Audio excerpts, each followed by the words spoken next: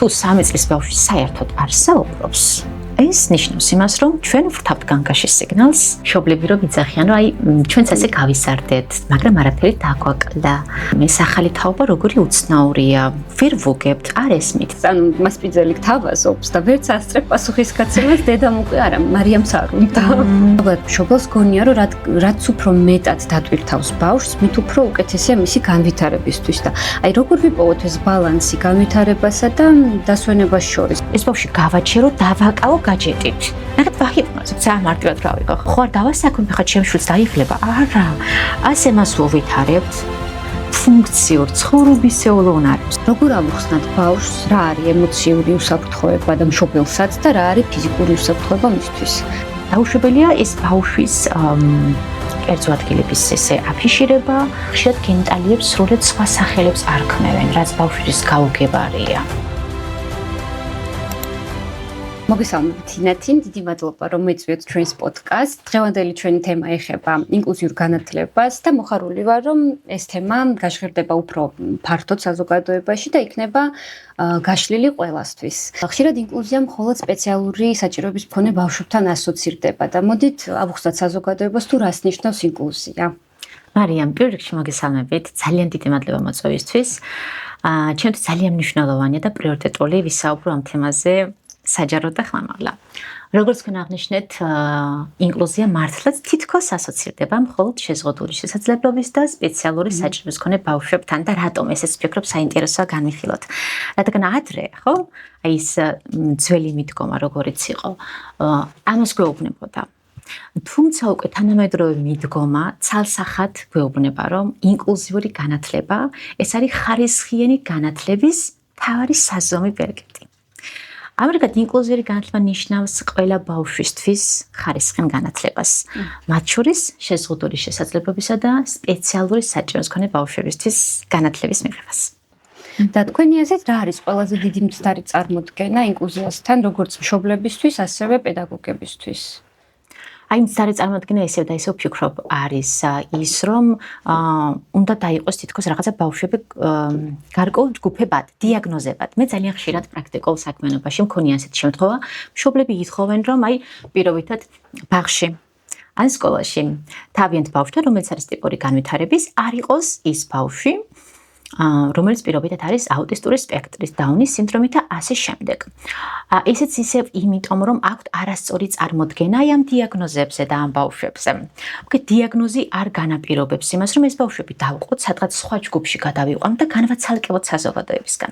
თუ ინკლუზიაზე ვსაუბრობთ, აქ ცალსახად ეს გვეუბნება იმას, რომ გარემო უნდა იყოს ადაპტირებული და მორგებული ყველა ბავშვზე, არათუ პირიქით ბავშვები განვაცალკევოთ. ამას იმდენად ბევრი სარგებელი აქვს, თუ ჩავშლით სარგებლის ნაწილშიც, რომ როდესაც ხდება დაყოფა ბავშვების საზოგადოების დიაგნოზების მიხედვით, შესაძლებლობის მიხედვით, მაშინ ძალიან ესეთი ლოგიკური კითხვა მემბადება. როგორ შეიძლება საზოგადოება იყოს მრავალფეროვანი, მიმღებლური, ემპათიური და მხარდაჭერაზე ორიენტირებული? ეს ორი ერთმანეთს ეწინააღმდეგება. ჩვენ თუ გვინდა რომ ვიყოთ ემპათიურები, ვზრუნავდეთ ერთმანეთზე, ვხედავდეთ ერთმანეთს ისეთად, როგორებიც ვართ. მიუხედავად იმისა, მე რა შემიძლია, რა დიაგნოზის მატარებელი ვარ. ამიტომ მე ვფიქრობ, რომ და ჩემთვის, როგორც სპეციალისტისთვის, ხარისხიანი განათლება ჩემთვის და ასე ზოგადად იზომება ხარისხიანი ინკლუზიური განათლებით. ჩვენ შევთავაზეთ, რომ ყველა ბავშვი არის ინდივიდუალური, თუმცა არსებობს განვითარების ეტაპები, რომელიც თითქოს ყველა ბავშვი არის ერთნაირი. და მაინტერესებს, რამდენად შეიძლება ითქვას, რომ ბავშვების განვითარების პროცესი ერთნაირები არიან. ეს კითხვა რო ჩავშალოთ.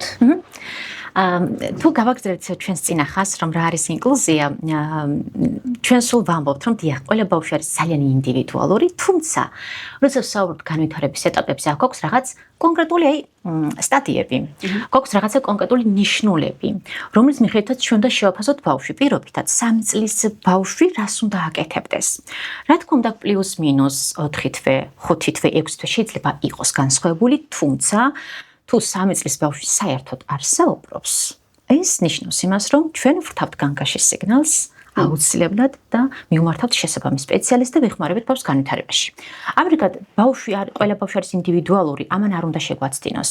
ვუყურებთ მთავარ ნიშნულებს, ვაკვირდებით განვითარების ეტაპებს და განვითარების ეტაპებში მოიაზრება, რომ ჰოლისტურად შევაფასოთ ბავშვის უნარები და მაგის მიხედვით უკვე დავასკვნა, რომ ხო, ჩემი ბავშვი ვითარდება ტიპურად, თუმცა შესაძლებელია ამ რაღაცა იყოს ცოტათი დაგვიანება, ცოტათი პირიქით უფრო სწრაფად განვითარება კონკრეტულ სფეროში.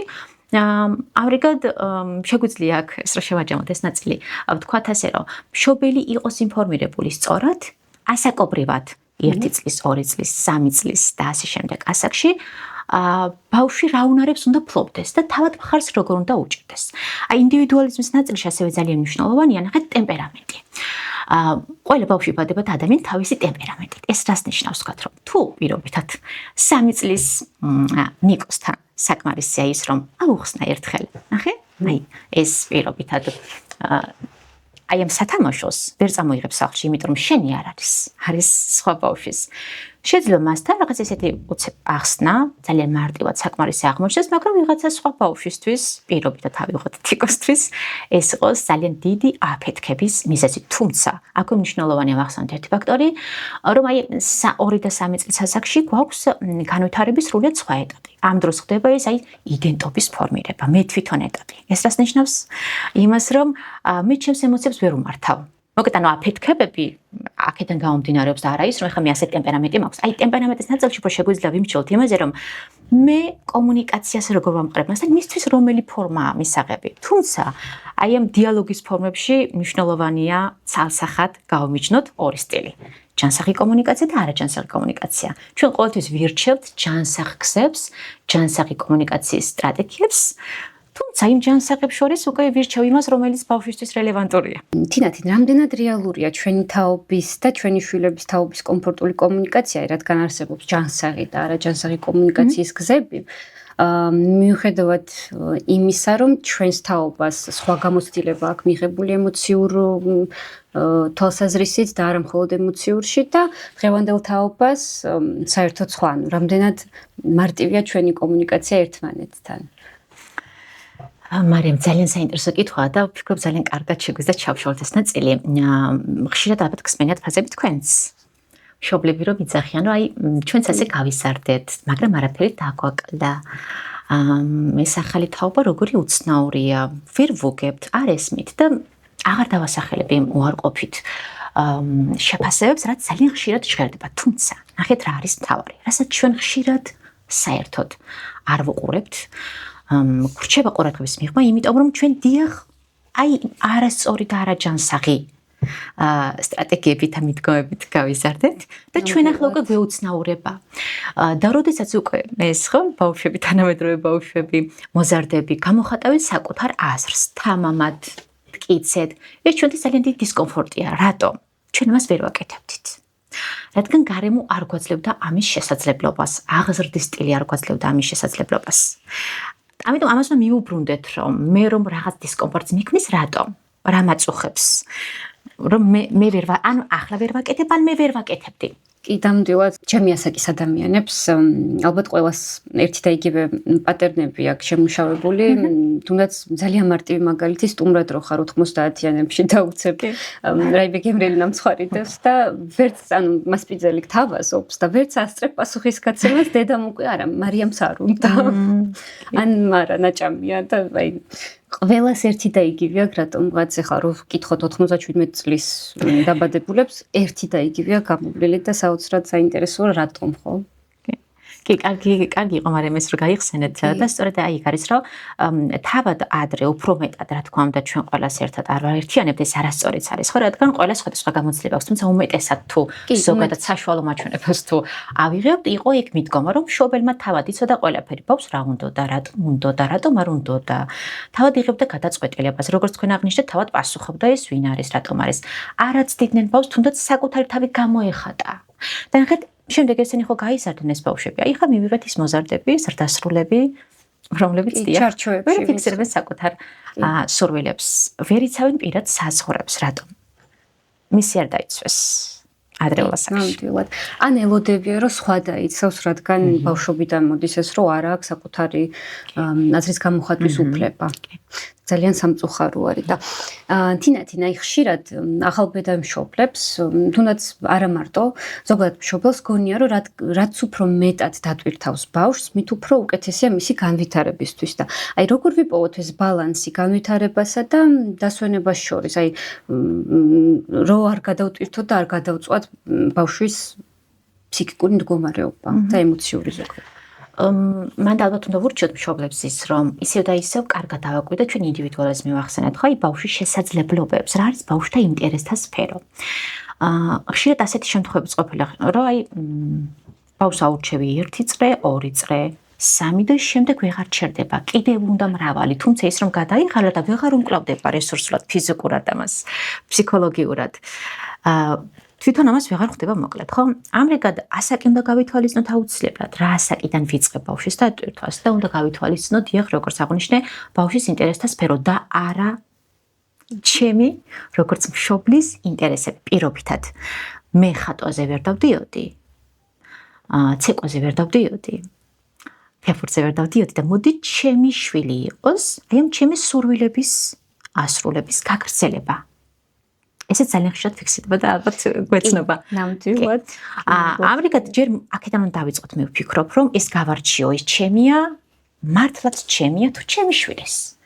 თუ აქედან არ დავიწყე ამის გამოჩენა შემდეგ ვერ გავიგებ რომ ეს ბავშვი გადავტვირთე სად არის დასვენება სად არის ბალანსი. ვიწყებთ აქედან ვმიჩნავთ ერთმანეთსგან ჩემი და ბავშვის სურვილებს შემდეგ რამდენადაც მე ახლოს ვარ ჩემ შვილთან ვიცი რა მოწონს რა არ მოწონს ხშირად ვეთამაშები და მასთან მაქვს ჯანსაღი კომუნიკაცია მე ძალიან მარტივად შემიძლია გამოვკვეთო რა ინტერესებს და სად წავიყვანო რომელ წრეზე პირობითად კი ნამდვილად და სხვათა შორის ძალიან ბევრ მშობელს უჭირს ბავშვთან აი ეს ემოციური კავშირის დამყარება მით უმეტეს იმ მშობელს ვინც მუშაობს და თუნდაც რამოდენიმე საათი აქვს თავისუფალი და შემდგომ ხო ბავშვი ბაღიდან ბრუნდება თვითონ სამსახურიდან და აი ამ 2 საათსაც ცდილობენ რომ თვითონაც დაისვენონ ხან ტელეფონი მისცენ რომ კაი შენ ცოტა ხანი გაჩერდი მაგ ტელეფონში და მე უკვე ძილის დროც მოდის და ალბათ ეს ხო არ არის მთავარი მიზეზი რატომაც უჭირს მშობელს ემოციური კავშირის დამყარება და ინდობის გამომუშავება ბავშვთან.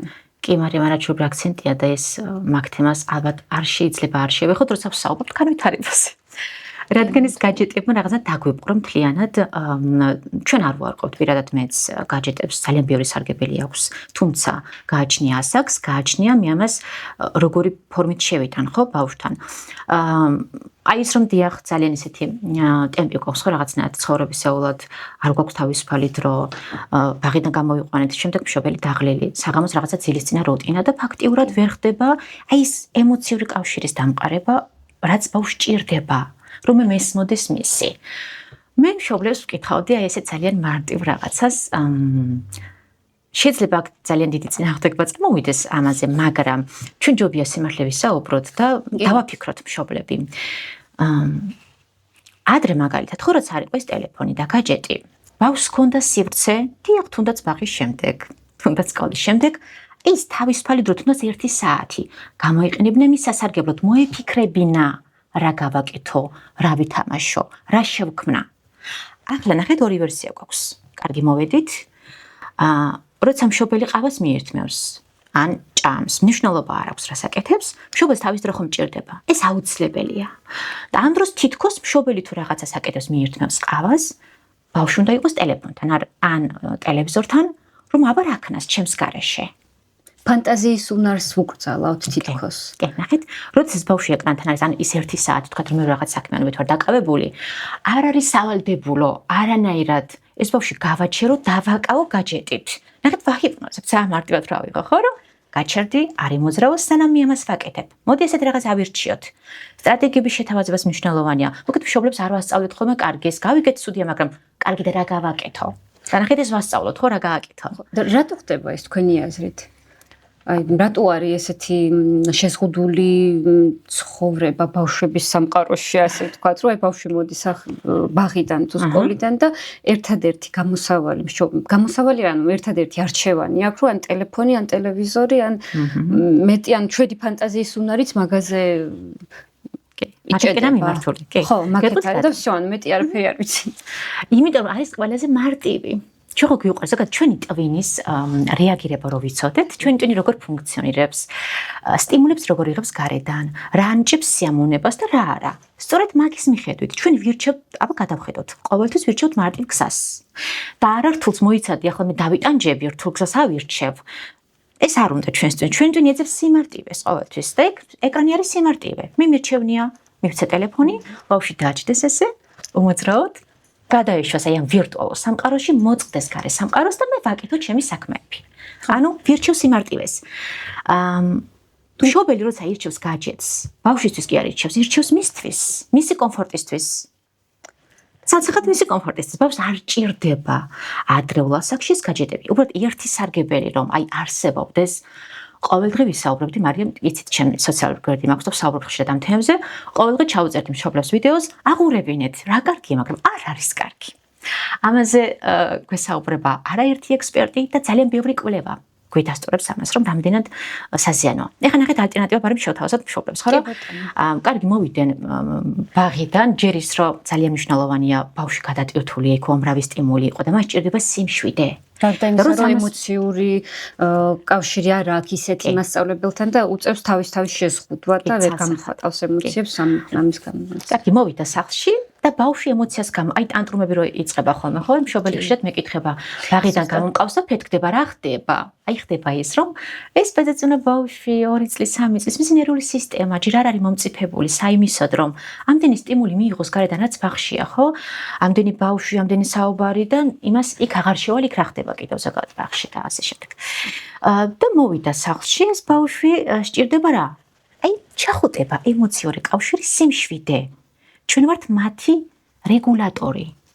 ეს რა, ანუ ემოციების რეგულატორი, მე უნდა დავეხმაროთ ამ მშვიდობაში და რომ ვუმატებ კიდევ აი ამ ფონს, ამ გაჯეტს, საიდანაც კიდევ უამრავი ძლიერი სტიმული მიდის მის ტვინში, მისი ტვინი კიდევ უფრო მეტად იტვირთება, კიდევ უფრო მეტად იძაბება და შემდეგ ხდება ის აფეთქებები, ხო? ამიტომ როცა შევალ ვთქვათ, მივცეთ ბავშვს სივრცე, არანაირი გაჯეტი, არანაირი ტელევიზორი 1 საათია შუალედი პირობითად, ან 2 საათი დაძინებამდე, შეიძლება თუნდაც ჩართოს ამ მშობელმა ეს ბავშვი. მე ასეც მესმის, რა ხო არ დავასაქმებ ხა ჩემს შვილს დაიხლება. არა, ასე მას უვითარებთ ფუნქციურ ცხოვრებისეულ უნარებს, რომ აი მან დაჭრას კიტრი, დედამ პომიდორი, ერთად სალათა მოამზადონ. არ ვიცი, სკამი დაუდოს სამზარეულოში და წყალში აი გარეცხოს ვაშლი. დასაქმებული იყოს. ნახეთ, ანუ ამ დროს რა ხდება? მე თან ხარისხანი დრო მაქვს ჩემ შვილთან, მასთან. აი სწორედ ასე ყარდება ემოციური კავშირი. ემოციური კავშირი ის არ არის, რომ მოდი ახლა შვილო დაჯექი, მე საუბრები, ასე არ ხდება ადრეულ ასაკში. საერთო აქტივობები მე უკვე მეხმარება, რომ მივიდე ბავშვთან ახლოს, ერთად. ვაკეთოთ რაღაც. კარგი, მშობელს დასვენება უნდა, ბავშვს უთხრას, მე ახლა ყავამ და მივთო შემანად შეგიძლია ითამაშო, მოიფიქრო. თუ სივრცე და დრო არ დაუტოვებ ბავშვს, რომ მოიფიქროს, თამაში ისწავლოს, ბავშვებმა აღარ იციან მარტო თამაში, რატომ? იმიტომ რომ ისევ თავაზობ ამას. არ დაუტოვოს სივრცე და საიდან მოიფიქროს, მისი ფანტაზიის უნარი ვერ ვითარდება. კი, აი სივრცეზე არ მხოლოდ ემოციური სივრცე მახსენდება, ხო, აი ასევე თვითონ ფიზიკური სივრცეც, ვისაც ბავშვი ყავს ზოგ სახლში რო შედიხარ, ხედავ მუზეუმივით სუფთა არის, მუზეუმივით გაწკიელებული. არაფერი არ დევს ედმეტი, ან ბავშვი სათამაშო რო უნდა ამოიღო, კარადა უნდა გახსნა და ეს რაც უფრო დამალულია ის სათამაშო, ბავშვი ნამდვილად არ დაიწყებს მოძიებას, ანუ არა აქვს ირგვლივ და ნამდვილად ეგეც საჭირო არის, რომ თავისი კუთხეც ქონდეს, სადაც მივა, დაჯდება, დაისვენებს, ითამაშებს, ეცოდინება, რომ აქედან რამე ამოვიღო და არაფერი არ გაწყდება, არაფერი არ დაშავდება, არ გაფუჭდება და ნუ ასე შემდეგ. ძალიან კარგად აღნიშნეთ, რომ როცა ვთქვათ მიდივარ სტუმრსაც არის პატარა ბავშვიც, რომ პატარა ბავშვია. და როცა იქ ხვდება, ხო, რაღაცა ის დაწყრიალებული სივრცე, ხო, აი რეალებს ყველაფერი. ერთი ვერსია და შემდეგ მიდიხარ მეორე ვერსია, შედიხარ და აი ყრია ყველგან, ხო, სათამაშოები, საჭვის ნარჩენები. ვუთხრათ მშობლებს, ნახეთ, ისევ ის, რომ აი ეს იდეალიზმისკენ მივისწრაფვი და ყველაფერი იყოს დაწყრიალებული, დალაგებული. წარმოუდგენელია, მე თუ ვზრუნავ სწორად ბავშვის განვითარებაზე, ადრეულ ასაკში განსაკუთრებით, ჩემი სახლი იყოს, ესე დაწყრიალებული ყოველთვის, ეს შეუძლებელია. მაშინ მე მისთვის მომიწევს რადი, ახლა როგორც აღნიშნეთ მარიამ, რომ სათამაშოები გადავალაგო, შევინახო, აბა ეხა არაფერი ეკდოს ედმეტი, მაშინ მე როგორც ბავშვმა როგორ ვიკვლიო გარემო. მე უნდა ვიკულიო გარემო. დიახ, ჩემი სათამაშო უნდა იყოს იქ ახლოს. ჩემი წიგნები პატარა თაროზე განთავსებულია ნულოვანი თაროებს რო ვეძახით, ხო, მივიდეს და აიღოს, როცა მოუნდება. ჩემი პატარა იქვე იყოს პუფი, რომ იქ აბა დავისვენო და დასვენების ადგილი. მოკლედ, სადაც ბავშვი არის, პატარა ბავშვი განსაკუთრებით, ეს არის ჩვეულებრივი რა, რომ იყოს არეული ეს სახლი და ჩვენ დისკომფორტი ამის გამო არ უნდა გქონდეს. აქაც ნახეთ რა არის ეს დისკომფორტი. შეხედეთ ისევ ჩვენი შინაგანი მდგომარეობა და შინაგანი ბავშვი. ეს ძალიან კიდევ ღრმა თემა იქ არ შევალ, თუმცა ისე უნდა მიუბრუნდეს მშობელი საკუთარ თავს. მე ეს დისკომფორტი რატომ აქვს? საიდან მაქვს? ეს რატომ აწუხებს?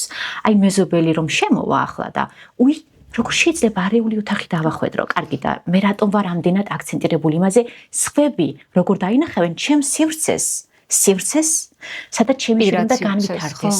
პირად სივრცეს. კი, ნამდვილად.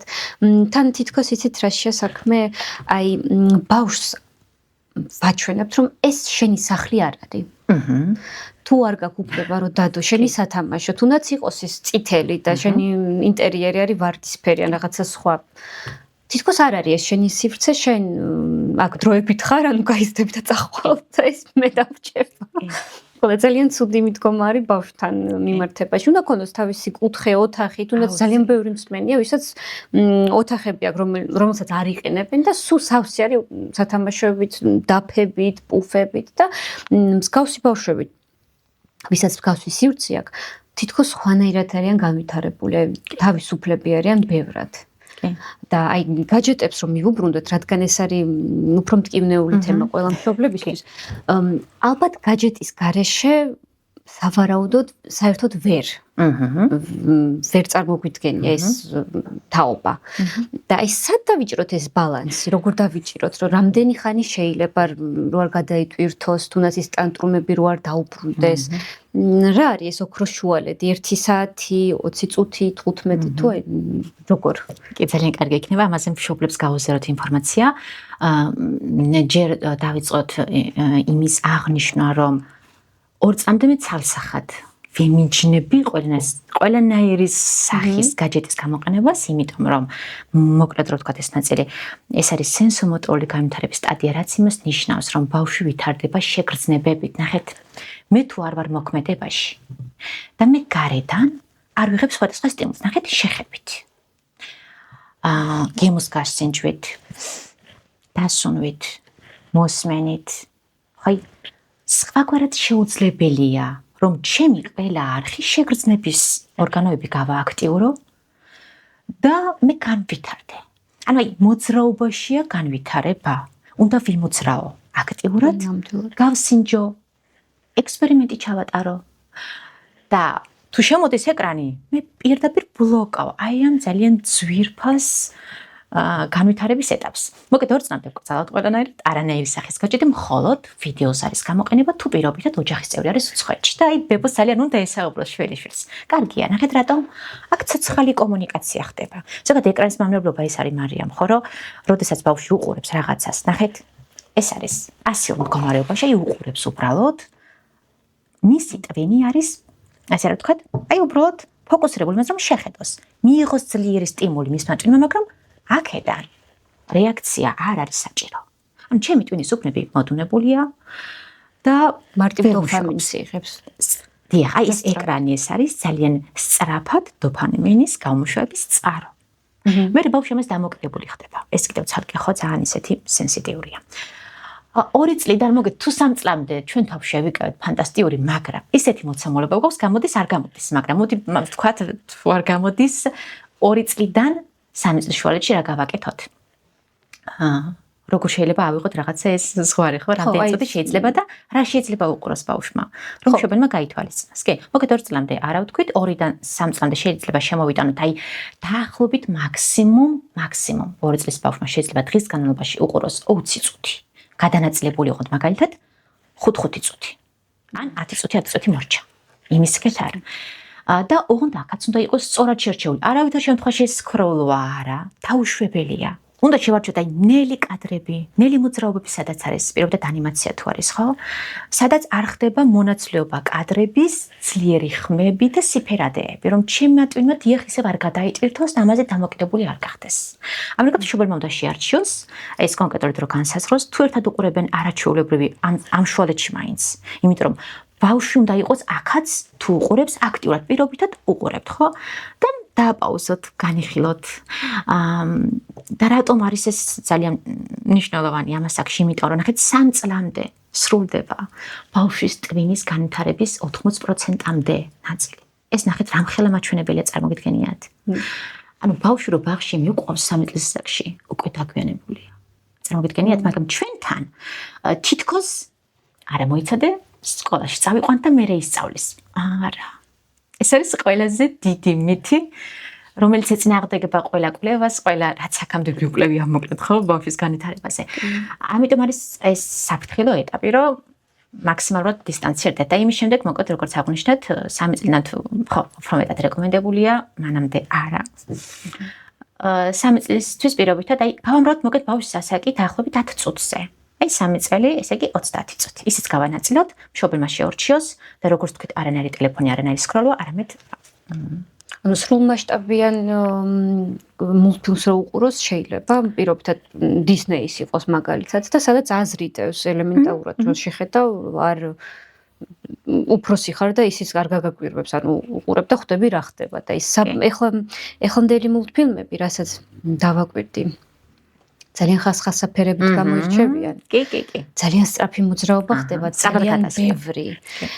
ვერ ხვდები სად დაიწყო რითმი თავდება, საერთოდ შინაარს ვერ ხვდები, აცდენილია შინაარსისგან და ჩემი დროის მულტფილმებში რითაც მე გავიზარდე, ხო, პირობითად. აი, ფერებიც უფრო წყნარია. აი, პასტელური ფერები. პასტელური ფერებია. ძალიან ბევრი მულტფილმი იყო, ხო, შეიძლება ბევრს გაეცინოს. თითქოს პლასტელინის ფიგურების განაწყობილი, იმიტომ რომ ეხლა იმას ვერ არ იყო ის ტექნიკა, რაც ეხლა არის და ვერ ამოძრავებდი ეგრე სწრაფად და საერთოდ სხვადასხვა, მაგრამ რას დავაკვირდით, ეხლა ჩემ შვილს 3 წლის არის ჩემი გოგო. აი დისნეის მულტფილმზე არ აუშვებს, შეიძლება უყუროს და მოსწონს და მერე ვიყვება, აი პრინცესას ეს კაბა ეცვაო და არ აუშვებს, მაგრამ უფრო ძველი მულტფილმი რომ ჩავურთო, საერთოდ ვერ უყურებს, არ მოსწონს, ფერები არ მოსწონს, აი ეს ყავისფერი, ეს ნეიტრალური არ მოსწონს და ალბათ იმიტომ რომ ისი ტვინის სტიმულური დაუკეცლია სტიმულებზე, იმ სიფერადეებზე ხმებს და ეხლა მისთვის ნახეთ ეს იგივეა, მარიამ, თუ სკოლამდელ ასაკში ბავშვი ძალიან დიდ დროს ატარებს გაჭედთან, სკოლაშიც რა ხდება? ვერ ჩერდებია სავარაუდოდ სკოლაში ხდება, არ მინდა გითხრათ. აი კონცენტრაციის ხო, ის აი ბავშვი ვერ ჩერდება ჯერ ერთი, შემდეგ ფოკუს ვერ აკეთებს აი ამ წიგნზე, რატომ? რა ხდება წიგნში? ტექსტია. რაღაც შეიძლება ილუსტრაცია ხო აი არის რეალურად დაწყებით საფეხურზე ხო უფრო მეტი ილუსტრაციები რადგან ეს ბავშვის მარტივი იყოს მაგრამ ისწორედ მაგიტომ რომ ეს სულ იყო ეკრანთან და იმდენად დასტიმულირდა მისი ტვინი და ელოდება სულ ძლიერ სტიმულს რომ ამ ძლიერ სტიმულს ეს ვეღარ აძლევს აი ეს თუნდაც ძველი ანიმაციები ან წიგნი კი ნამდვილად აი ეგ არის ზუსტად საფრთხე რაზეც ვისაუბრეთ რომ ნამდვილად ანუ სკოლაში გარდა იმისა რომ თვითონ ბავშვს უშლით ხელს განვითარებაში 2 წლამდე თუ მივეცით ტელეფონი მეტეს ან რაიმე საერთოდ გაჯეტი გარდა ამისა რამდენად ბევრ ნაბიჯს ვკარგავთ 2 წლიდან 6 წლამდე თითქმის აი რამოდენიმე 1 საათის გამო მთელი 4 წელი ჩავუგდეთ ხო ესე გამოდის მე პირველი კლასიდან უფრო რთული არის ბავშვს ასწავლო რომ არა იცი რა გაკვეთილზე უნდა იჯდე და მოусმინო პედაგოგს უნდა იყურო წიგნში თუ უკვე ის ასაკია რომ უნდა წაიკითხო და რაღაცა ძალიან რთული არის მაგაზე გადაყვანა და ჩემი აზრით ბევრ პრობლემას მოიტანს სამომავლოდ ეგ. ძალიან მარიამ და ნახეთ მან მოკლედ როცა მშობელს მეყავს ბავშვი სკოლაში და უკვე ხვდება რომ უი ბავშვი არ ჩერდება. ყოველდღე პედაგოგი ურეკავს შენი შვილი არ მისმენს, ინსტრუქციები არ ესმის. მერე იწყებს მშობელი სპეციალისტის ძიებას რაღაც მჭირს. მაგრამ ეს მთელი 6 წელი მე რა გავაკეთე? ამას არ ვიკვლევთ. და მოკლედ აქაც ის პრინციპია რომ მოდი ბავშვი და ყველაფერი ასე გავაკეთე მის ტემპში და შემდეგ სკოლაში ჰოპ დავეჯახე ძალიან დიდ კედელს.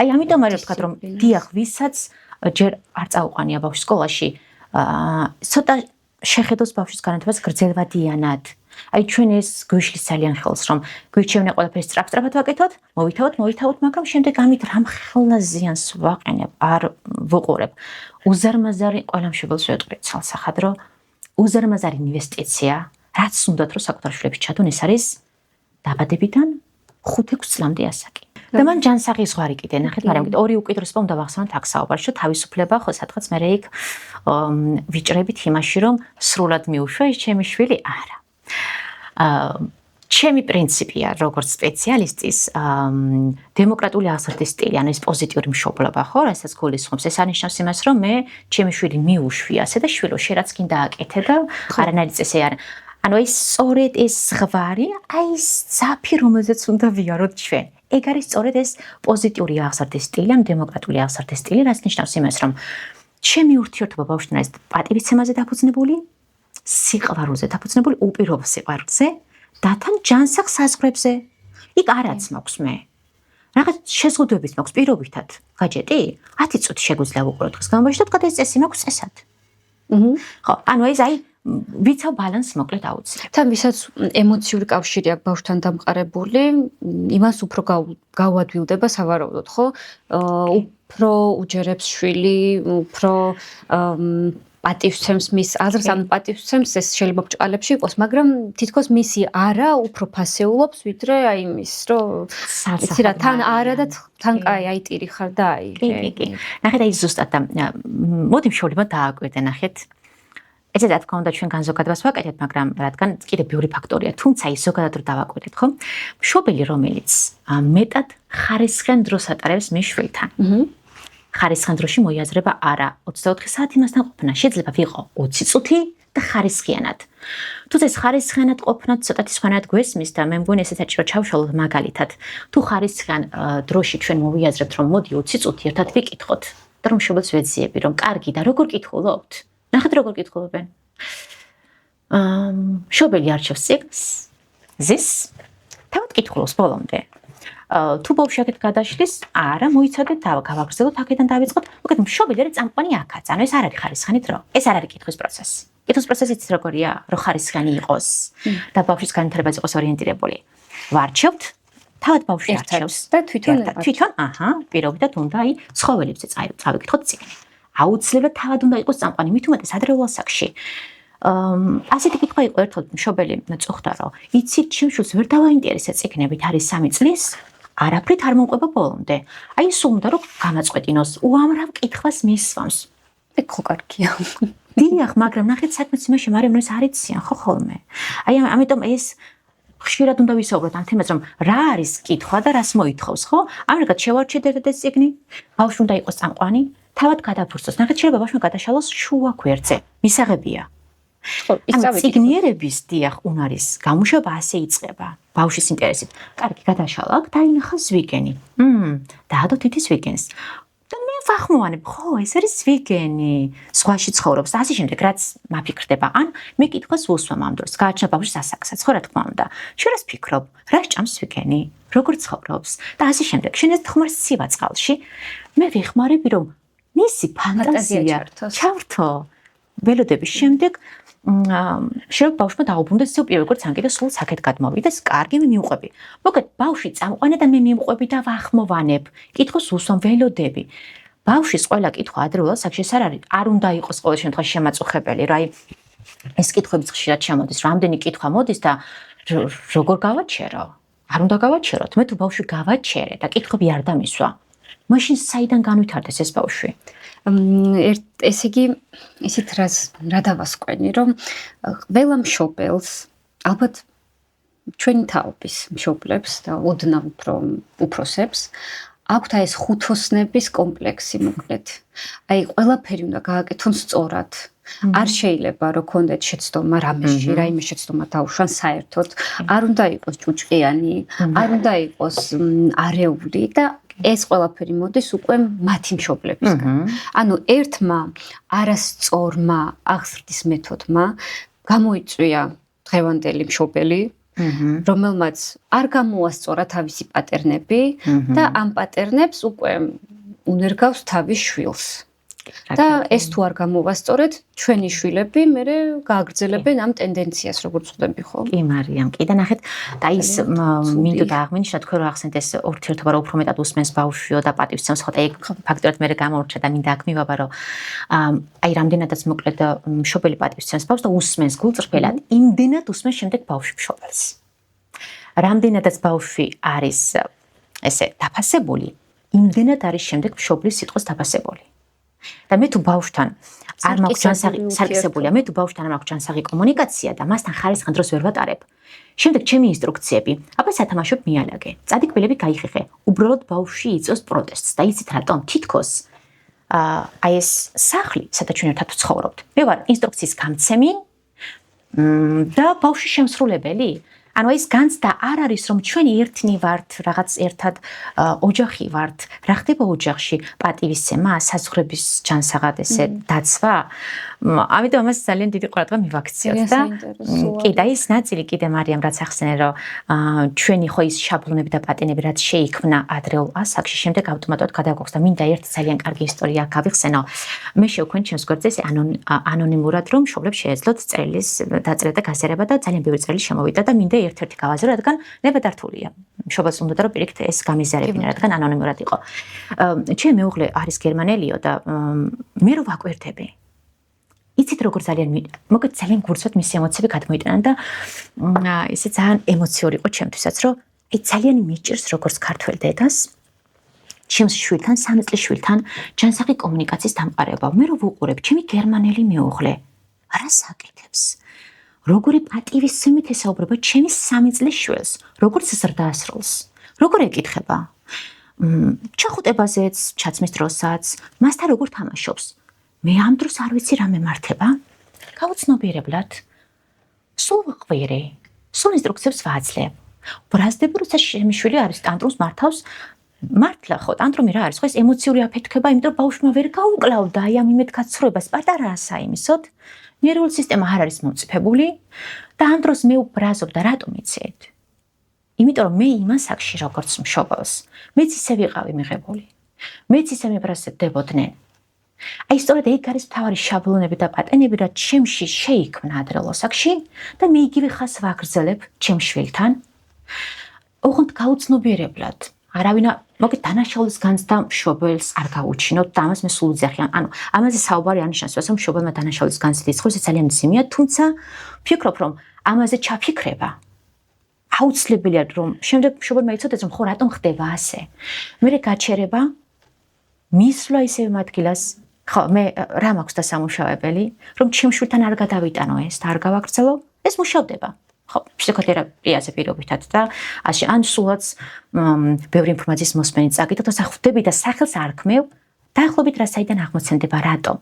მე ხვდები, რომ შენს კი არა ჩუბ ამ 3 წლის შვილს პირობითად როგორც ის გერმანელი, ხო, აი რადგან იქ სრულად სხვა აღზრდის სტილია და რაღაცნაირად საზღვრები გავლებულია და ეს იმდენად მოდის ორგანულად მარიამ. პატარა ასაკიდან რომ შემდეგ ეს მშობლები იგივეს აგრძელებენ თავიანთ შვილებთან. და ჩვენ თუ არ გვინდა რომ გავაგრძელოთ ეს რაღაცა არაჯანსაღი მიდგომები და სულ აფეთქება ყველი. ნახეთ ეს ჩემი აფეთქება და ყველი იცით რას ნიშნავს? მე არ მაქვს ემოციების რეგულაცია როგორც ზრდასრულს. და ვსთხოვ 3 წლის ბავშვს რომ აბა შენ მართე შენი ემოცია, შენ გაუმკლავდი. მე ვერ ვუმკლავდები, მაგრამ შენ გაუმკლავდი. რამდენად სამართლიანია? ძალიან რთული. კი, ძალიან რთული მოსასვენი, ძალიან საპასუხისმგებლო, მაგრამ საჭირო ვიცოდეთ რომ აი სად გავჩერდეთ და როგორ ვიმუშაოთ. საკუთარ თავზე, საკუთარ თავთან. თინა, აი ნახეთ, ჩვენ ახლა ვსაუბრობთ იმ დარღვევებზე და იმ პატერნებზე, რომელიც მოდის უკვე ჩვენი ბებიების ბავშვობიდან. თუმცა არც ერთმა რგოლმა არ შეცვალა თავისი პატერნი.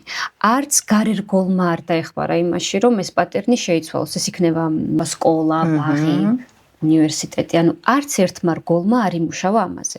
საბაროდ, იმიტომ რომ იმ რგოლებში ზუსტად ის ხალხი მუშაობს, რაც ნუ მოკლედ იგივე პატერნებით და არავის არ უნდა ამ პატერნების ცვლილება და წარმოიდგინეთ ბებიების ბავშვობიდან მოყოლებული დღემდე არაფერი არ შეცვლილა. აი თქვენი აზრით ერთი სისტემური ცვლილება რომ განვახორციელოთ განათლების სისტემაში იქნება ეს ადრეული განათლების სისტემაში თუნდაც სკოლაში რას შეიტანდით როგორც ინკლუზიურ განათლების მხრივ ზოგადად აი რას შემოვიტანდით ისეც რომ ოკეი ვერ ეხმარება მშობელი, იმიტომ რომ არ იცის, მაგრამ აი ეს გარე რგოლს როგორ შეიძლება რომ დაეხმაროს. მაგრამ რა კარგი კითხვა და ძალიან მიხარია ეს კარგად შეკროლი გაქვთ ეს თემა, იმიტომ რომ ანუ მარტო ის რომ ვისაუბრო მშობელს არ გამოდის, არასწორია. უზარმაზარი როლი აქვს ზოგადად ამ პროცესებში სისტემას. ანუ სისტემურად სად არის მთავარი გამოწვევა და ეს მშობელი რამდენად არის მხარდაჭერილი.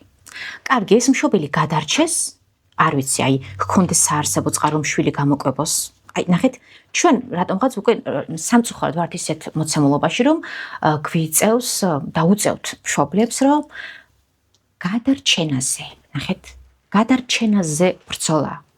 ბაზისური საჭიროებები რომ დაიკმაყოფილონ და იმის იქეთ, რაზე ჩვენ აქამდე ვისაუბრეთ. მასლოუს პირამიდის პირველ გულზე. აი პირველი საფეხური ხო რა არის ეს ფიზიოლოგიური მოთხოვნილებების დაკმაყოფილება და მე შემდეგ საფეხურებზე ვერ ავალ. ეგ გვჭირს. ამიტომ მე ვფიქრობ სისტემას უზარმაზარი როლი აქვს აქ, რომ შეიქმნას ძალიან ბევრი, ნახეთ, უფასო მოსამზადებელი პროგრამები მშობლებისთვის. მაგალითად, აი მითხრან, მე არ ვიცი, თუ არსებობს ჩვენს ქვეყანაში, მაგალითად, მშობელთა მოსამზადებელი სკოლები. ანუ აქ მშობელმა კი უნდა იხადოს მისი ხელფასთან სადღაც 1000 ლარიდან, რომელიც არ ყოფნის მარტო საკვებს, წავიდეს და დატრენინგდეს წინასწარ ბავშვთან პირობითად როგორი იყოს მის განვითარებას ხელი როგორ შეუწყოს უნდა იყოს ეს პროგრამები უფასოდ ხელმისაწვდომი მშობლებისთვის სხვადასხვა რეგიონში კიდევ ესეც განაწილებას არ ვიცი რა დავარქვა ტრაგედია რომ სადღაც ხდება პირობითად დიდ ქალაქებში სადღაც რაღაცები არის გამონათებები თუმცა ისიც ინდივიდუალურ დონეზე ვიღაც აი კეთილგანწყობილი სპეციალისტი აკეთებს ამას მაგრამ სისტემურად ეს არ ხდება სამწუხაროდ ამრიგად ყველგან სოფელში ქალაქში უნდა იყოს ეს სივრცეები რომ მშობელი წინასწარ მოემზადოს მშობლობა არ არის ის რომ მე უბრალოდ ბავშვი გავაჩინო მანამდე უნდა მოვემზადო და მე რომ მოვემზადო ამაში უნდა დამეხმაროს სისტემა პროგრამები შექმნას წინასწარ გამაძლიეროს ამის შემდეგ კიდე პირობითად აი ჩვენ ინკლუზიაზე როცა ვსაუბრობთ მნიშვნელოვანია ასევე აქ რა თქმა უნდა ყველას განვიხილავთ ერთად რომ აი სერვისები რამდენად ხელმისაწვდომია და მე როგორც ასევე როცა პირობითად მშობელი აღმოჩნდები გარკვეული გამოწვევის წინაშე აქ როგორ მეხმარება სისტემა ჩემს ფსიქოემოციურ მდგომარეობაზე როგორ ზრუნავს მშობელს უწევს მისი და ბრძოლა და გადარჩენა რომ გაუმკლავდეს ამდენ გამოწვევას ბავშვთან ერთად ამრიგად მე ვისურვებდი ძალიან რომ სისტემურად ეს ნაწილი რაღაცნაირად იყოს მიხედვილი დანახული და როგორც პრიორიტეტი ქვეყანაში რატომ მე თუ მშობელი არ გავაძლიერე მე ასე რას მივიღებ ბავშვს მოზარდს მოქალაქეს რომელიც აგრძელებს რაღაცა იმ ძველი ჯაჭვს სადაც არის უამრავი ტკივილი უამრავი მოგეთ თვით რეალიზება ვერ ხდება ადამიანების და მოქალაქეების და საბოლოო ჯამში სად მიგვიყვანს ისევ და ისევ ჩვენი ქვეყნის სისტემის სისტემაზე საბოლოოდ ამრიგად უნდა შევუყუროთ ამას კომპლექსურად ყველა ერთად ჩაერთოს და რა შეცვლით მაგრამ ხა ეგ მაგაზე რომ გიპასუხოთ აი შევცვლით იმას რომ ძალიან ბევრ უფასო პროგრამებს ჩაუშვებდი მშობლებისთვის რომ ეს მშობლები მოძლიერდნენ გაძლიერდნენ სანამ ბავშვი ეყოლება და შემდეგ ბავშვის ანუ ყოლის შემდეგ რა ხდება იქაც სხვადასხვა ეტაპზე მე როგორ დავეხმარო ამ მშობელს შეხვედრები ამ მშობლებისთვის და ძალიან დიდ ინვესტიციას ჩავდებდი ადრეულ განათლებაში სკოლამდელ ასაკში რადგან ადრეული ინვესტიცია აი ბაღებში მაგალითად გავაძლიერებდი აღმზრდელებს აი ამ სისტემას კადრებს სამწუხაროდ თქვენ ახლა რო გადახედოთ რა ვიცი განვითარებულ ქვეყნებს იქ ვერ ნახავთ ბაღში ვერც ერთ აღმზრდელს რომელიც არ არის აი ამ სფეროს წარმომადგენელი ამთავრებენ აი როგორც ბაკალავრად ჩვენ და ხო ამთავრებენ ამ მიმართულებას და მერე საქმდებიან აბა გაბედოს ვინმე და პრეტენზია გამოხატოს მე მინდა ბაღში მუშაობა და მას არ ქონდეს სპეციალური განათლება ჩვენთან რა ხდება ხო თქო კადრი მოიწია და მე ხო რა თქმა უნდა ყავს ძალიან ბევრი კარგი სპეციალისტი მაგრამ აი ეს როცა მე არ ვიცი ეს უზარმაზარი ცოდნების კრებულია რომ მე ბავშვთან ვიმუშაო აი ადრეულ წლებში რომელიც შემდეგ მთლიანად განაპირობებს და ძალიან დიდი როლი აქვს ჩემს შემდგომ ცხოვრებაში. ნახეთ, მომზადებული ბავშვი არის ნიშნავს რას? მომზადებული, უკვე შემდეგ იქ სკოლაში როგორ გადავდივარ.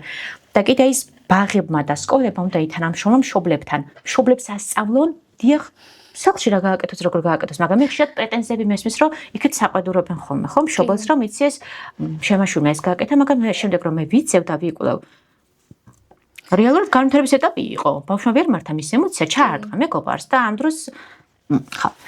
მოგეთ ჩავდედი აი დიდ ინვესტიციას მოგეთ ადრეულ განათლებაში მარიამ და მშობლებთან. მშობლებთან ურთიერთობა. ეს ვიქო იქნებოდა ძალიან დიდი სიძლიერე ჩვენი ქვეყნისთვის მთლიანად. კი, საფუძველია ჩვეულებრივ, ანუ საძირკველს რო აკეთებს სწორს, მე ყველაფერი. და კიდე ერთი თავარი მარიამ ძალიან მნიშვნელოვანი, ბაღებს, სკოლებს, ნებისმიერ სივრცეს ბავშვს უწევს ყოფნა, აუცილებლად უნდა იყოს ინკლუზიური.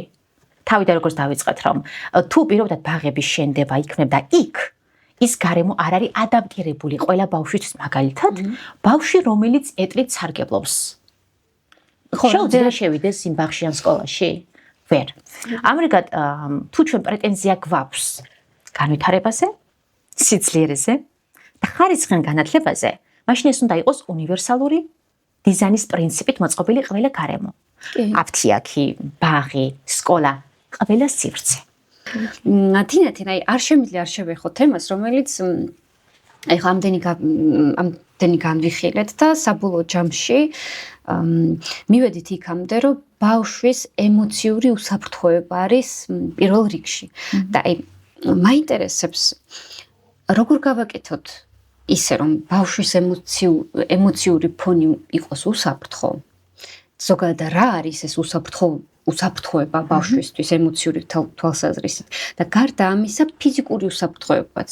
აი მოდით შევეხოთ მაგ თემას, არ უყვარს ჩვენ საზოგადოებას რატომღაც ეს თემა, მაგრამ განვიხილოთ აი როგორ ავუხსნათ ბავშვს რა არის ემოციური უსაფრთხოება და მშობელსაც და რა არის ფიზიკური უსაფრთხოება მისთვის.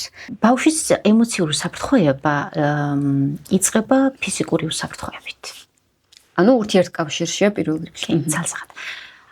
თუ ბავშვის პირობითად აი ეს აი აქამდე რაც ვისაუბრეთ ხო რომ ბავშვს უნდა ვცეთ პატივი, უნდა იყოს ეს უპირობო სიყვარულზე დაფუძნებული მასთან ურთიერთობა. აუცილებელია რომ ბავშვს პირობითად როცა უნდა ჩახუტება, ან არ უნდა ჩახუტება, ან როცა ის რაღაცას აფიქსირებს, ხო? და გვიზიარებს რაღაცას და ამ დროს მე არ უსმენ, ან კიდე იქეთ საქმეს ვაკეთებ სამზარეულოში და მიდი მომიყევი და თითქოს უსმენ, მაგრამ რეალურად არ უსმენ და არ არის ეს აქტიური მოსმენა. ან პირობითად ბავშვის სხეულს მე პატივს არ ვცემ, როგორც მშობელი და რა მოიაზრება ამაში, ხო? აქ მნიშვნელოვანია მარიამ ვახსენო ალბათ აუცილებლად სქესობრივი განათლების ნაწილი.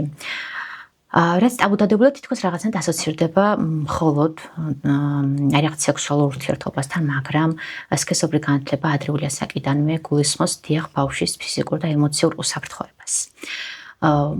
პირობითად, პატარა ბავშვი ავიღოთ, ხო? როდესაც ჩვენ მას ამპერს ვუცვლით საჯაროდ. აი როდესაც ბევრი სტუმარი, არ ვიცი, ქუჩაში იქ სადაც ბევრი სხვა ადამიანი იმყოფება. ან მაგალითად როცა ბავშვი რაღაცას გვეუბნება, გვესაუბრება და მე მას არ ვუსმენ, ვაიგნორებ, ნუ რა სისულელია, საიდან მოიტანე? ანუ მისმე ინტერესს, სურვილს, ვახშობ ძალიან უხეშად, ანუ მე ვარ ხვევდი აქ მის უსაფრთხოებას, პატივისცემას არ გამოვხატავ და კიდევ ეს ფიზიკურად, ხო რა, დაუშვებელია ეს ბავშვის კერძო ადგილების ესე აფიშირება, სოციალურ ქსელებში კიდევ თქვა, როცა იტივა ფოტოები, აი, როცა სხვაზე ყავთ ბავშვები, აბანავებენ, ანუ უცვლიან, ძალიან ხშირი შემთხვევა, ხო, რაც დაუშვებელია, იმიტომ რომ როდესაც ბავშვის ეს სხეული არის ესე ძალიან ღია, ყველასთვის ხელმისაწვდომი, მე ამით მის პირად უსაფრთხოებას ვარ ხვევ. რა არის ეს პირადი უსაფრთხოება? მე ვეღარ ხვდები, რომ ჩემი სხეული მეკუთვნის მე სხეულზე მაქვს პირადი ადგილები, კერძო ადგილები შეიძლება გესმოდეთ, ანუ ეს ერთ ეგრე ტერმინია, პირადი ადგილები ვთქვათ, რომელიც დაცული უნდა იყოს. არავინ არ უნდა შეეხოს, თურმე შეეხება, უნდა აიღოს ჩემგან ნებართვა და მე შეხება უნდა მომწონდეს და მსიამოვნებდეს. პამპერსიდან დავიწყეთ, ხო და იქ მოკლედ ეს უნდა მოხდეს გამოცვლა, რადგან პამპერსის გამოცვლის დროს თქვა შესაძლებელია სხვებმა დაინახონ ბავშვის პირადი ადგილები, რაც დაუშვებელი. პატარა ბავშვი რას გაიგებს, ასე არ ხდება. ბავშვები დაბადებიდანვე ემოციურ დონეზე ძალიან ბევრ რამეს გრძნობენ და იქებენ. არ არის საჭირო ის საუბრობდეს. მე მის ხელს რამდენად პატივს ვცემ, რომ მოდიება ცალკე განცალკევებით ოთახში გამოვიცვალოთ, ხო, იმიტომ რომ ეს დიახ, გოგს პირადი ადგილი უნდა იყოს დაფარული, დაცული მხოლოდ დედი კოუცლის ან მამი კանգრეთ თქვა მსურველი სხვა პირი. თქვა იგივე ტუალეტით შევა, ხო, როცა თქვა საჯაროდ ესე ბავშვი გაყავს, რა ვიცი, მისაღებ ოთახში და იქ ბავშვი ზის, ხო, თავის ქოთანზე. მოგეთ ბევრი ასე დეტალია. ან თქვა როცა სტუმარი მოდის და ბავშვს ეუბნებით, რომ მიდი გაიქეთ ჩაიხუტე სირცხვილია. ხო, როგორი უკარება ხარ. ბავშვს ვაიძულებთ ვიღაცასთან ჰქონდეს ფიზიკური კონტაქტი, თუ მას არ სურს. ანუ ბავშვის სხეულიდან წამოსულ სიგნალებს არ ვცემთ პატივს და აუცილებელი ვცე პატივი და იცით რატო? სხვა დროს, როდესაც მე შემიხება პირად ადგილებზე, მე უკვე ვეღარ მივხვდები. აი ეს შეხება საფრთხის შემცველია თუ უსაფრთხო. ანუ მე ვაშენებ დიახ დაბადებიდანვე აი ამ უსაფრთხოებას ბავშვისთვის და ჯერ ამისი მთავარი მაგალითი მე უნდა ვიყო როგორც მშობელი. მის სხეულს პატივს უნდა ვცემდე, მის ემოციებს პატივს უნდა ვცემდე და შემდეგ სხვებს კიდევ. თუ ისინი ცდილობენ რომ ჩემი შვილი საზღვრები დაარღვენ პირობითად, აი ესე რომ მოჩქმეტენ აი ამ ლოყებს და როგორი საყვარელი ხარ და კოცნიან და ასე შემდეგ, ანუ რა გამოდის მის პატარა ბავშვის სათამაშო არსება და ყველას აქვს უფლება შეეხოს, მოჩქმიტოს, აკოცოს, მხოლოდ იმიტომ რომ მას სურს. ჩვენ კიდე აქ თუ გადავხედავთ იმ ნაწილს, რომ რატომ უნდათ სხვებმა რომ ბავშვს აკოცან, და მშობელი ხშირად რომ კოცნის ვორმას გაჭყება ეს ბავშვი კოცნაში, შეიძლება დიახ, პირად ადგილებზეც აკოცოს და ასეთი შემთხვევების ფიქსირდება სამწუხაროდ, რომ მშობლები ასე სიყვარულებენ ბავშვებს, გენიტალიებზე კოცნით და ტუჩებში კოცნით, რაც დაუშვებელია. ნუ მე მშობელი ვარ და მე რა ხომ? არა, მე დიახ, ჯერ მე უნდა ვცე პატივი ბავშვის საზღვრებს და მე უნდა ვაჩვენო რომ ნახე, როგორი პატივი ვცემთ ვეპყრობი მე შენს სხეულს. კი, ნამდვილად ეგრე არის. სტიმულს აძლევს სხვასაც, მე რო ეგრევ პატივს, მე დედა ვარ და ასე ვცემ პატივს, შენ მით უმეტეს უნდა სცე პატივი ჩემ შულს. გარდა ამისა, თინათინ რო დავაკვირდეთ ხო სტატისტიკას, ძალიან ბევრს მქონია ალბათ შემთხვევა, რომ თუნდაც ან რაიმეს მსხვერპლი იყო, ან ვინმე შეეხო, ან ვინმე მაკუცა, რაღაცა მოხდა და პირველი ბავშვს რაც უჩნდება შიში, რომ დედას არ ვუთხრა, მამას არ ვუთხრა, არასწორად გამიგებენ, შეიძლება იფიქრო რომ მე ვარ დამნაშავე, ანუ ზუსტად იქამდე მივდივართ, რომ ისევ და ისევ არ არსებობა კავშირის მშობელსა და ბავშვს შორის. ისევ ბავშვი შინაგანად გრძნობს, რომ იგი იყო არასწორი და ცუდად შემეხო და არ იყო ეგ სწორი მიდგომა ჩემდამი, მაგრამ არ იცის როგორ გამოხატოს, არ იცის უარი როგორ თქვას, არას ნიშნავს, იმიტომ რომ აი როგორც თქვით ხო ბავშვობიდან მოდის ეგ და შემდგომ ვიღებთ ზრდასრულს, რომელიც სამწუხაროდ გახდა სიკვდილზადების მსხვერპლის შესაძლებელია, მაგრამ ვერც ამოიცნო ამ პირიქით დარჩა ისე. კი, დაბლოკა შინაგანად, თან ეშინია რომ მშობელს უთხრას. აი რამ ხელა კედელს ვეჯახებით ხო ამის გამო. მარიამ და აი ეს პირად უსაფრთხოებაზე როცა ვსაუბრობთ, ალბათ მშობელთან სჭირდება ხო რაღაცა ეს ინფორმაცია ჩანსაღი ქართულ ენაზე ხელმისაწვდომი, როგორ შეიძლება დიახ ადრეული ასაკიდანვე ბავშვთან ასაკის შესაბამისად მიაწოდოს სწორი ინფორმაცია. ამ დეტალებზე ძალიან კარგად მოგეთ ვსაუბრობ აი ამ წიგნში და მოგეთ მე განახლება გავაკეთე ამ წიგნის პირველი ტირაჟი პირველად დაიბეჭდა 2024 წელს და ახლა ბევრი სხვა შინაარსობრივი ცვლილება გავაკეთე, სადაც კარგად არის ჩაშლილი აი ეს დიახ მშობელმა ბავშვთან როგორ შეეცლოს ინფორმაცია მიიტანოს ისე რომ ბავშვში არ გაუჩნდეს, ასევე დავამატე აი ამ წიგნს აქტივობები. რატომ აქტივობები? ბავშვი ვავარჯიშოთ. მიხვდეს მაგალითად, როდესაც აი საფრთხესი გრძნობს. რა შეიძლება გააკეთოს? მაგალითად უსაფრთხოების სამი ნაბიჯი.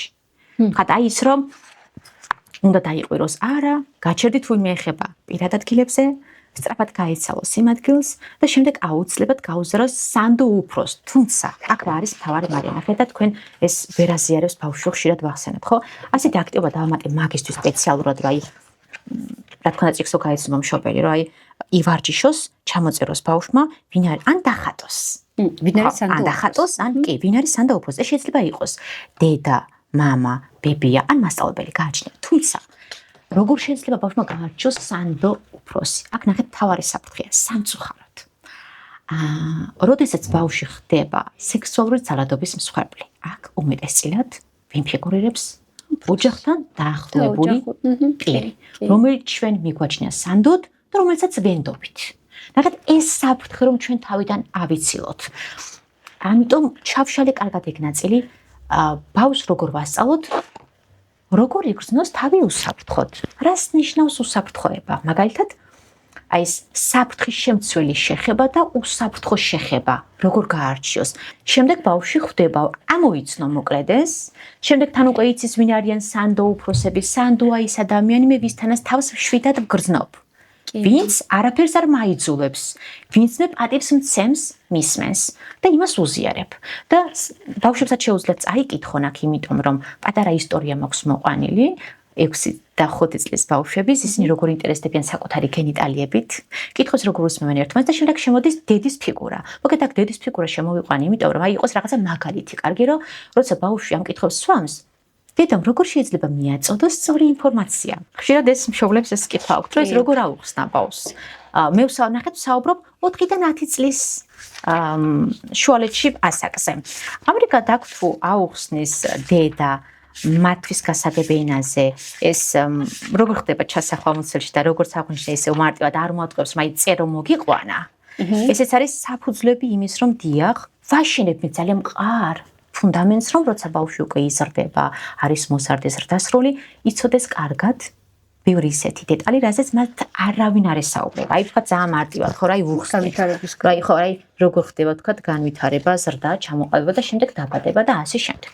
ამიტომ მოკლედ შეუძლიათ რომ მშობლებმა ეს გამოიყენონ როგორც პატარა გზამკვლევი, აი ამ პირად უსაფრთხოებაზე როგორ ესაუბრონ შვილებს, ასევე სავარჯიშოები როგორ გააკეთონ ერთად, რომ იზრუნონ ისე და ისე თავიანთი შვილების აი ამ უსაფრთხო და ჯანსაღი ურთიერთობების ფორმირებას. არ შემიძლია აქ არ დავამატო.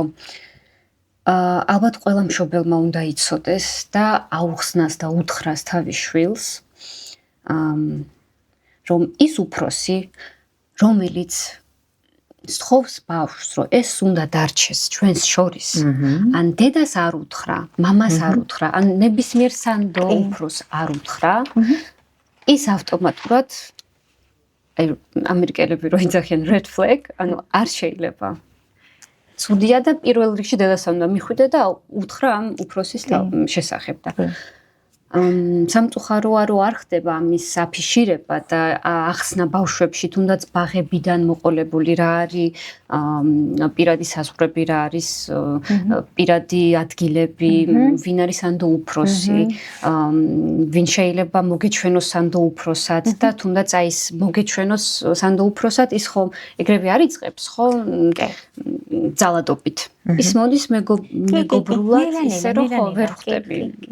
აი სუბუქ შეხებებით პირობითად მარიამ და აი ეგ ძალიან კარგი აქცენტი იყო მარიამ, აი ეს ბავშვმა როგორ ამოიცნოს სასიამოვნო სიურპრიზი, ანუ ამბავი რომელიც სიამოვნებას მანიჭებს, მაგალითად აი დედიკოს დაბადების დღეა, სიურპრიზს ვუმზადებთ, ტორტი უნდა მოვუტანოთ და აი თქვა კარგი საღამომდე მოითმინე, ხო? ხო, თუ ეს არის დროებითი და მე ეს სიამოვნების და ჩემს სხეულში განგარში სიგნალი არ თქვა და ესეც არის მე კარგად ახსნე აქ თქვა რომ მე რას ვგრძნობ სხეულში, დაძაბულობას როგორ ვგრძნობ, ანუ ემოციის ამოცნობა ბრაზი როდის მერევა, როდის მეშინია. ანუ მე თუ ემოციებზე ბავშვს არ ვესაუბრები და არ ვასწავლი როგორ ამოიცნოს ეს სიგნალები და როცა ეშინია ამ დროს რა იმართება მას სხეულში, რა თქმა უნდა ამ დანარჩენს ვერ გაიგებს. ამიტომ ყველაფერი ერთმანეთს ნახეთ მიკინცული.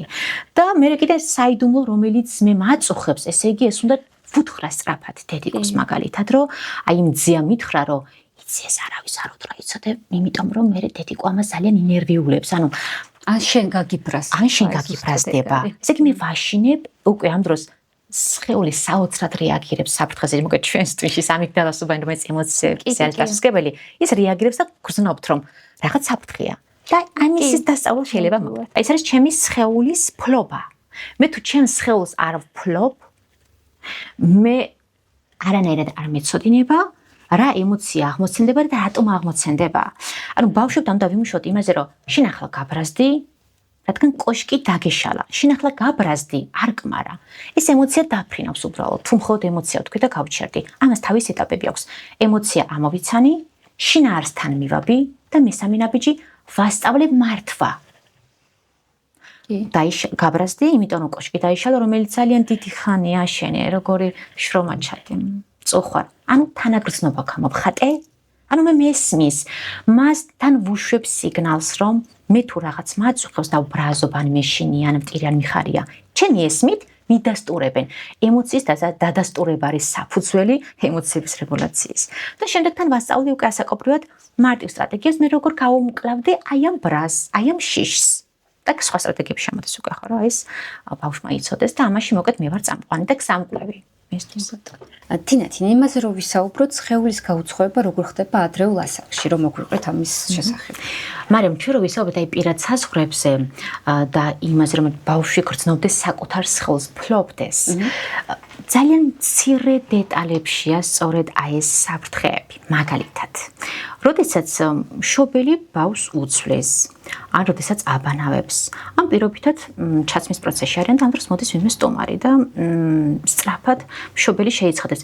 ჩქარა დამალე სირცხვილია. ან კიდევ ძალიან ხშირად გენიტალიებს სრულად სხვა სახელებს არქმევენ, რაც ბავშვის გაუგებარია.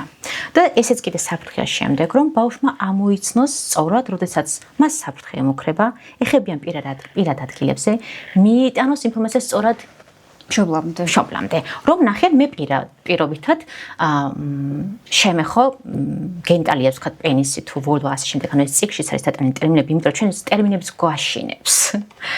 და უნდა ვისაუბროთ ხმაღლა ამაზე, რომ ეს პირადი ადგილები რა ნაწილებია, ბავშვმაც იცოდეს და თავად თქვას ეს. და აი, როდესაც ვთქვათ, მშობელი თავად უბიძგებს ბავშვს, რომ სირცხვილია, დამალე, ანუ სირცხვილის გრძნობას ვუჩენ უბრალოდ მე, არათუ ვასწავლი, რომ ნახე, ჩვენ სხეულზე გვაქვს პირადი ადგილები, რომელიც უნდა იყოს დაცული და არავის არ აქვს შეხების უფლება. და თან ვუთვლი იქ ხო, რომელი ეს კერძო, ანუ პირადი ადგილები. და აი კიდე გამოცვლის ნაწილში ხო, იქაც მის გენიტალიებს ვეხები ძალიან ფრთხილად, ნებართვას ვიღებ, თქვა, ნახე, მე ახლა შენ გიცვლი პამპერსს. მე შენ ახლა გაბანავებ და გასუფთავების მიზნით უნდა შევეხო პირობითად ხო გენიტალიას და ასე შემდეგ. და ეს სირცხვილის სიგნალი არის ბავშვისთვის იმის სიგნალი, რომ მე სხეულზე მაქვს ნაწილები, რომელიც თითქოს არ არის ჩემი, თითქოს სამარცხვინოა. ეს ავტომატურად შემდგომში განაპირობებს იმას, რომ აი როდესაც დიახ ბავშვი არის საფრთხეში, ჯერ ის რომ ვერ ამოიცნობს ამ საფრთხეებს, მერე ის რომ გაზიარება უჭირს, რომ მე რაღაც სამარცხვინო ჩავიდინე და მე თუ ამას ვიტყვი დამსჯიან. ან მე ვიქნები მიუღებელი და უარყოფილი. ამიტომ შეუძლებს ვთხოვოთ, რომ დიახ, აი ამ გენიტალიებს და ვთქვათ ესეც ხო, პენისი და ვოლვა შეგვიძლია ვასწავლოთ ბავშვებს, ასევე მკერდი, ასევე ტუჩებიც პირადი ადგილია. რომ იყოს გაფრთხილებული და პირიქით პატივისცემით მიუდგეთ და არა იმით რომ ეს საფრთხის შემცველი რაღაც განცდები გაუჩინოთ ბავშვს. აი ამიტომ არის მნიშვნელოვანი რომ აი სწორად ვესაუბროთ ბავშვებს ამ თემაზე ასაკის შესაბამისად. ეს არის სქესობრივი განათლების საფუძვლები, რომელიც შემდგომ განაპირობებს დიახ ბავშვის ჯანსაღ ურთიერთობებს თანატოლებთან, შემდეგ პარტნიორებთან. თან გარდა ამისა, ბავშვებს ნამდვილად უჩნდებათ კითხვები, გარკვეულ ასაკში უკვე 2-3 წლიდან დაახლოებით აქვთ კითხვები. აინტერესებთ, თვითონაც იძიებენ, მაგრამ ვერ ხვდებიან რა არის, ზოგი თვითონ თავის თავს ეხება და ვერ ხვდება რა არის და ძირითადად მშობლები რას იცახიან, გაჩერდი, არ შეეხო, ეგ არ შეიძლება, სირცხვილია, ფუ და ასე შემდეგ და ეს იწვევს შემდგომ. კიდე ეგეც რომ როცა ბავშვი კითხვას სვამს და ხშირად ყოფილა რომ უკითხავს ბავშვს, დედა მაჩვენე როგორი გაქვს ან მიყვება საპირფარეშოში. ინტერესი რაც სრულიად ასაკობრივია, სრულიად ბუნებრივია. თქვა როგორც ბავშვი გეკითხებათ რომ ეს ყვავილი როგორ ამოდის, როგორი ფურჩქნება, იგივე კითხვა არის ბავშვისთვის, ეს ჩვენ ვაზვიადებთ და ჩვენ გონია ტრაგედია და თითქოს უზრდელობა. და ბავშვს ვაჩვენებთ, სირცხვილია ეგ არ თქვა, გაჩვენდი, კარგი და აბა სად თქვას და აბა ვინ უპასუხოს თუ არა მშობელმა. ხომ ლოგიკურია. და კიდე ხშირად მშობელს გონია რომ თუ ამ თემებზე ბავშვი არ მესაუბრება, მეც უნდა გავჩუმდე. მე შეცდომა პირიქით უნდა ვესაუბროთ აუცილებლად და კიდევ ესეთი არასწორი აღქმა არის, რომ ბავშვი თვითონ მოიძევს უკვე ყველაფერი ხელმისაწვდომია. აქ კიდევ ერთი უზარმაზარი რისკი.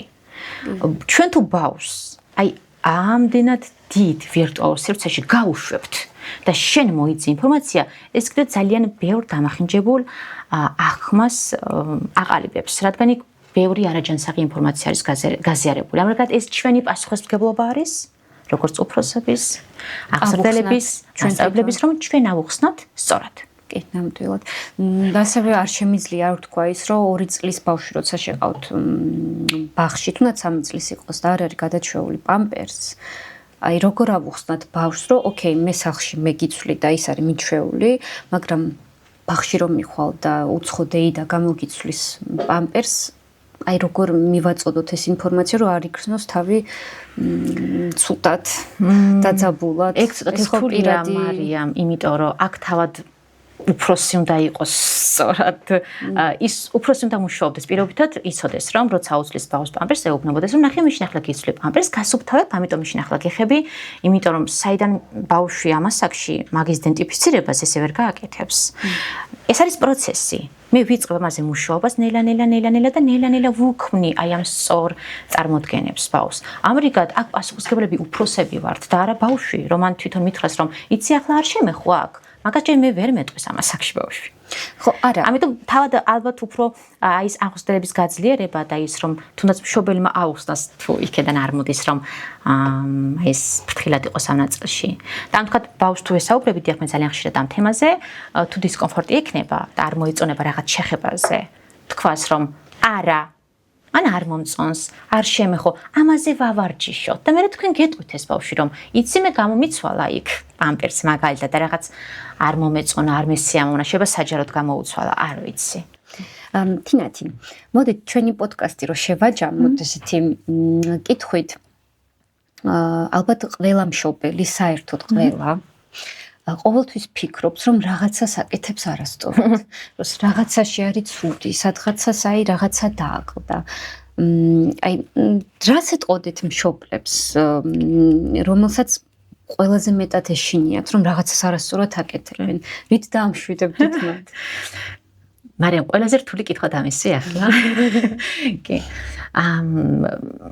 ალბათ ყველას სმენიათ ეს ძალიან ცნობილი ფრაზაა, რომ არ არის საჭირო ეს რაღაცა იდეალიზმისკენ სწრაფა და იდეალური მშობელი და იდეალური მშობლობა, იდეალური არ არის საჭირო. იმიტომ რომ ესეთ რაღაც არ არსებობს. ექსპერტებიც და სპეციალისტებიც კი შეცდომას უშვებენ. უბრალოდ ნახეთ აქ რა არის მთავარი.